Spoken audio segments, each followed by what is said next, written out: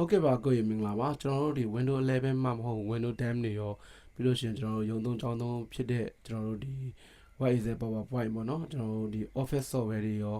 activate လုပ်တဲ့နည်းကိုအသေးစိတ်ကိုကျွန်တော်တို့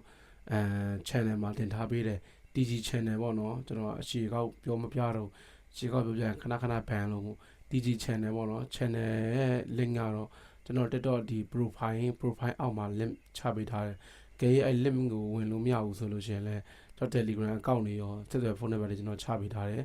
အဲ့မှာလာပြီးတော့မှလာမေးလာပြီးကျွန်တော် link ပို့ပေးလိုက်မယ်ပေါ့နော်ဟုတ်ကဲ့ပါ software တွေကတော့ computer နဲ့ပတ်သက်တဲ့ software တော်တော်များများ channel မှာတင်ထားပေးတယ်ပြီးလို့ရှိရင်ကျွန်တော်တို့ဘယ်လိုဟာတွေပါရှိအောင်မလဲဆိုလို့ရှိရင် computer နဲ့ပတ်သက်တဲ့ကျွန်တော်တို့အခြေခံ knowledge sharing လေးတွေပြီးလို့ရှိရင်ကျွန်တော်တို့ဒီ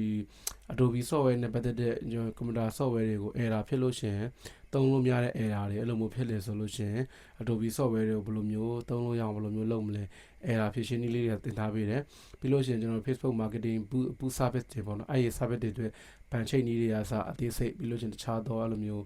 ဒီကွန်ပျူတာနဲ့ပတ်သက်တဲ့အခြေခံသဘောတရားတွေပြီးလို့ကျွန်တော်တို့ဒီစမ်းသုံးဖို့အတွက် design ဒီ design mockup ပြောလို့ရှိရင်ကျွန်တော် mockup လေးတွေလည်းထိုက်လျောက်တင်ပေးထားပါတယ်အားကြောင့်မလို့channel ကိုတွားကျင်နေတော့ဆိုလို့ရှိရင်တော့ကျွန်တော် profile အောက်မှာ link ရှိပါတယ်အားလုံးကိုကျေးဇူးအများကြီးလည်းတင်တယ်လို့ကွန်ပျူတာနဲ့ကျွန်တော်ခဏပြောမယ် Windows တင်တဲ့နည်းတွေအစactivate လုပ်တဲ့နည်းတွေအစ